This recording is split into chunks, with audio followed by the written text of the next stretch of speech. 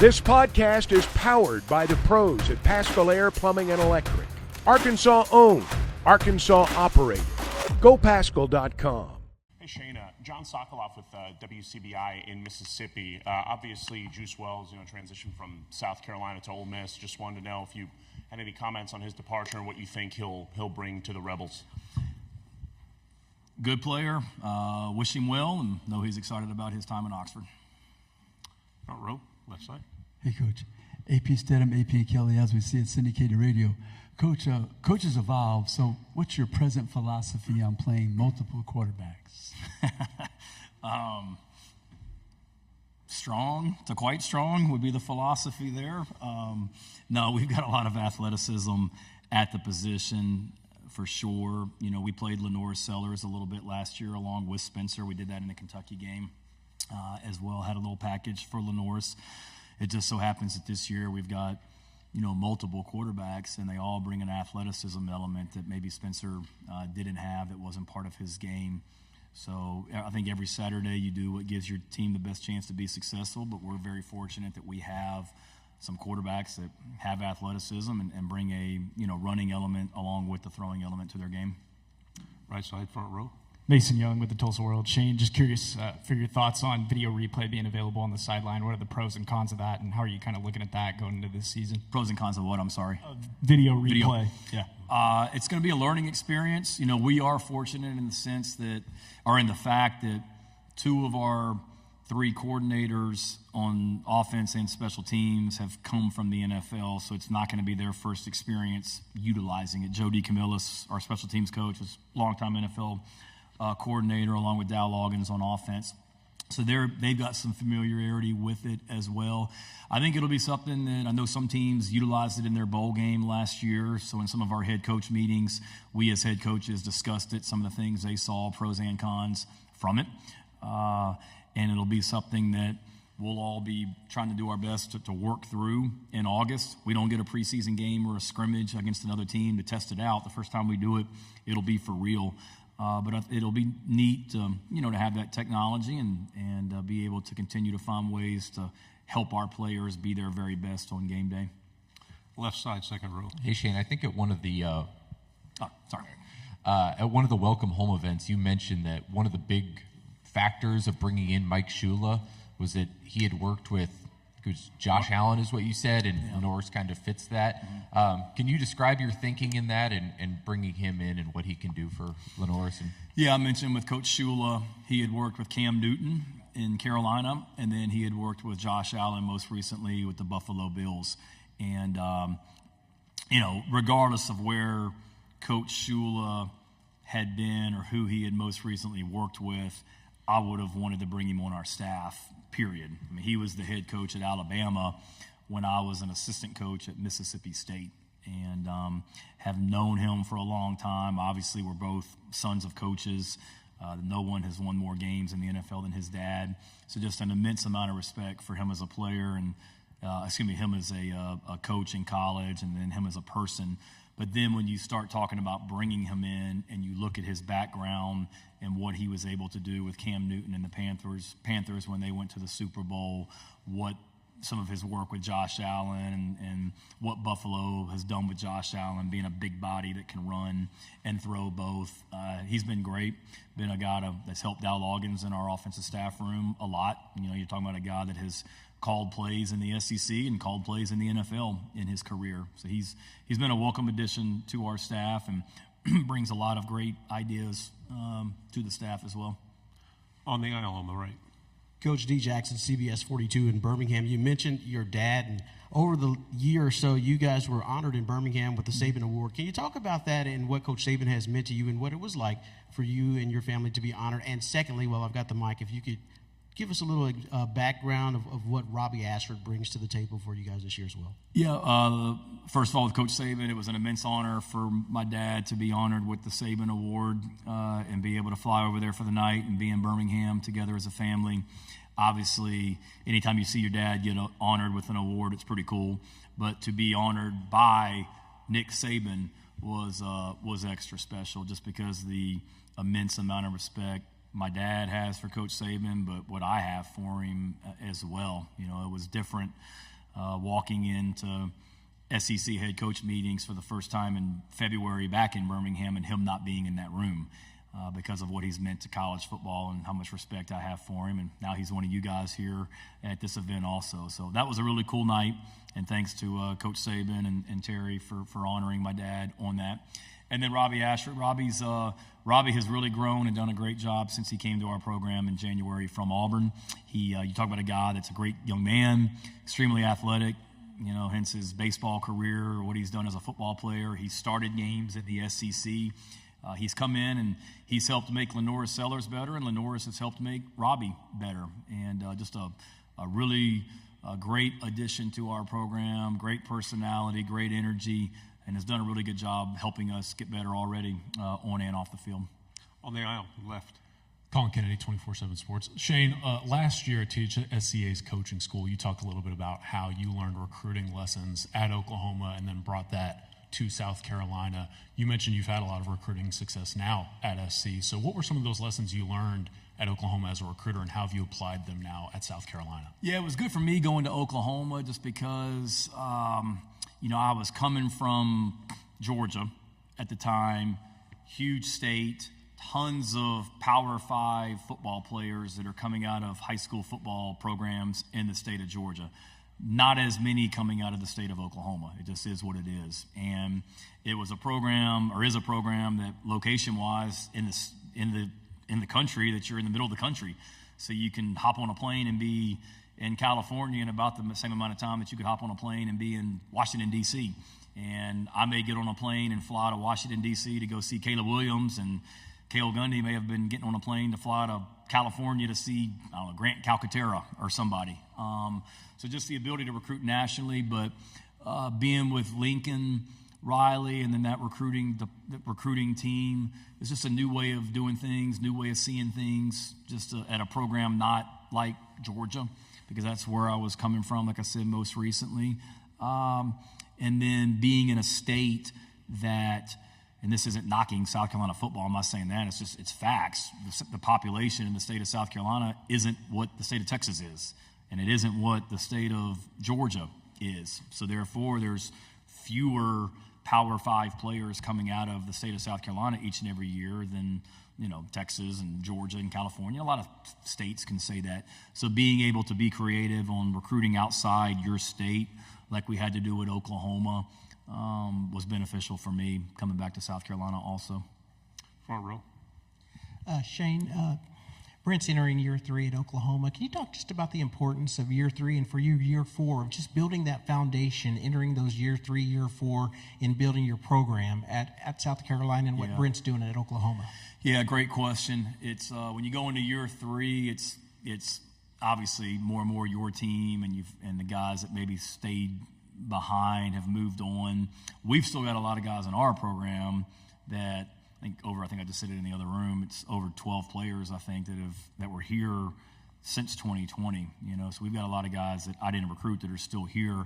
But year 3 to me is kind of the year where I don't want to say everything catches up with you in a lot of ways, but it's really the first year. Bless you. It's really the first year where it's like the transition of taking over from the old staff, implementing your guys. It's really the first year of that in a lot of ways.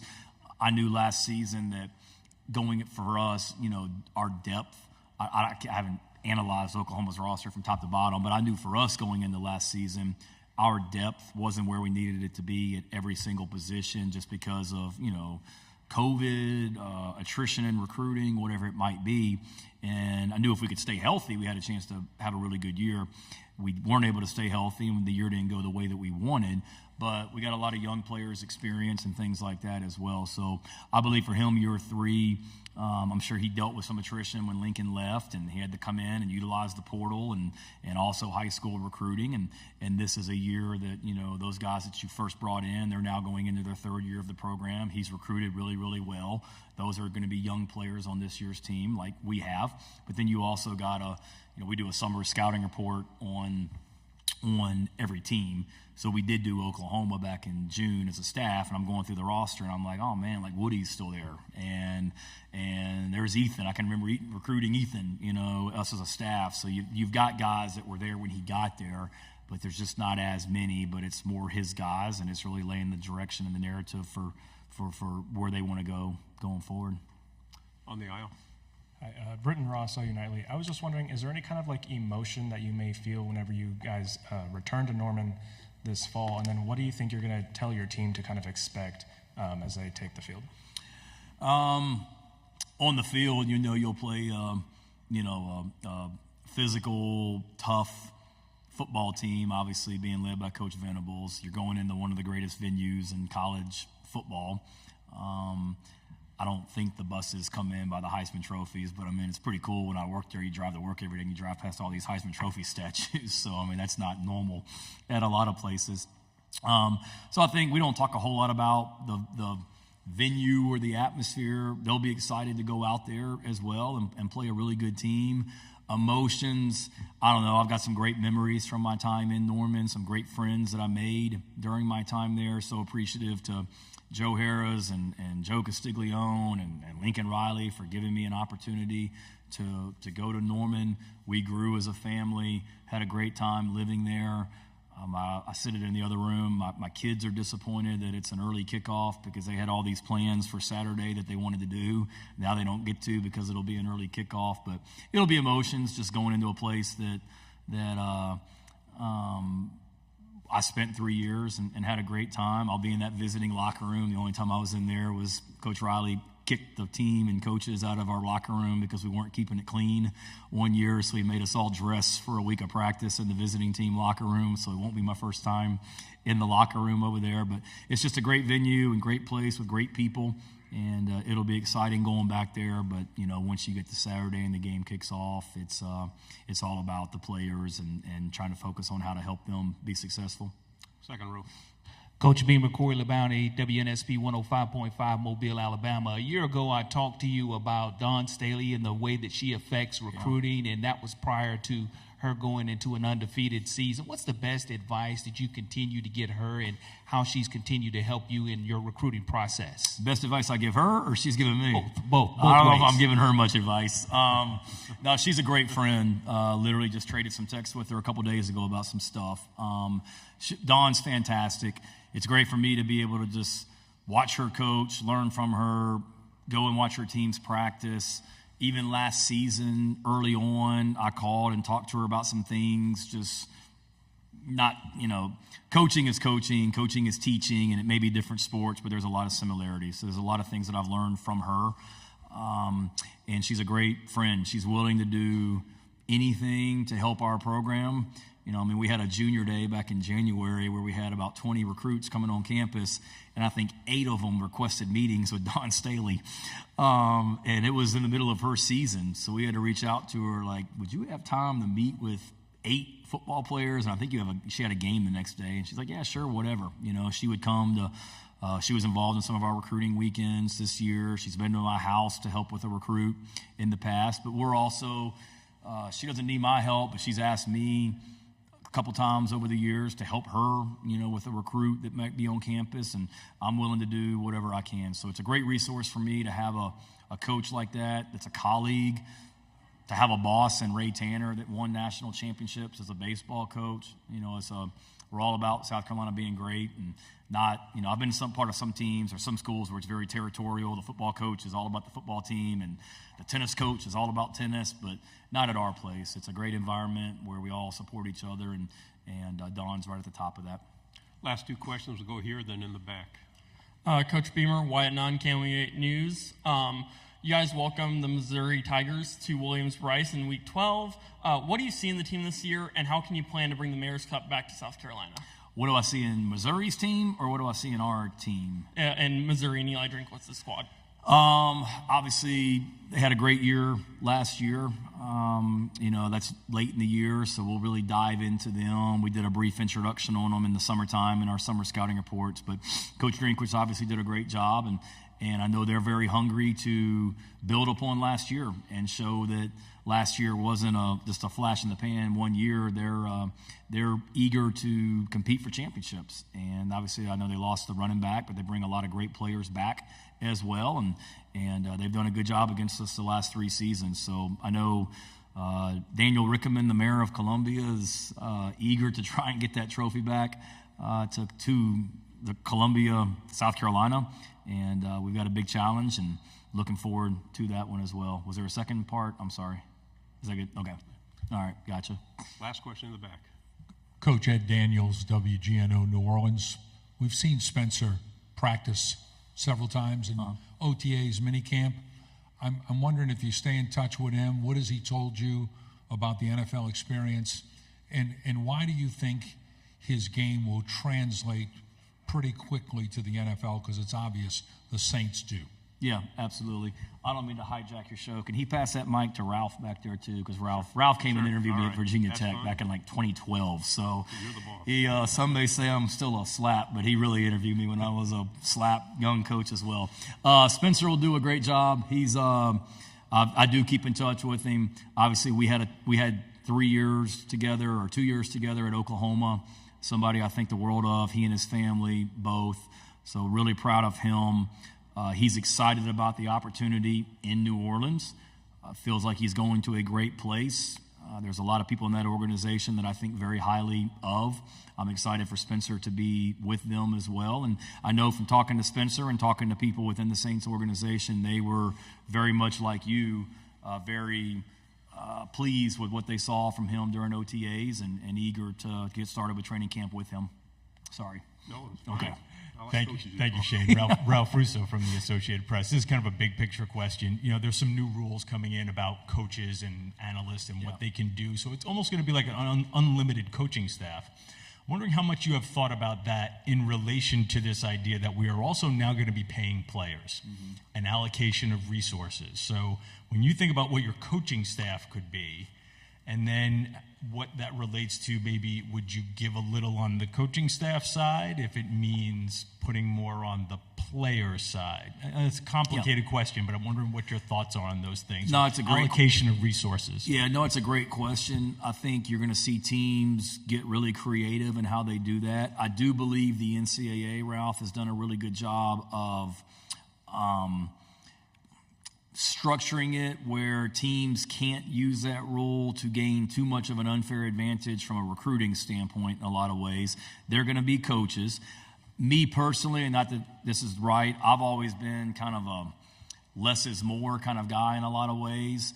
I don't necessarily want an army of coaches and staff where I've been a part of that, and it's one of those, well, I thought you were doing that. Well, I thought he was doing it. Well, I thought you were doing it. You know, I want clearly defined expectations and roles for every staff member as well. But certainly, if it means a great player, we'll adjust the coaching staff if we need to as well. But I don't think if you look at our staff size, Ralph, compared to other schools, I'd say we're on the low end as far as like coaches and analysts. I mean, everybody's got 10 coaches, but as far as the analysts.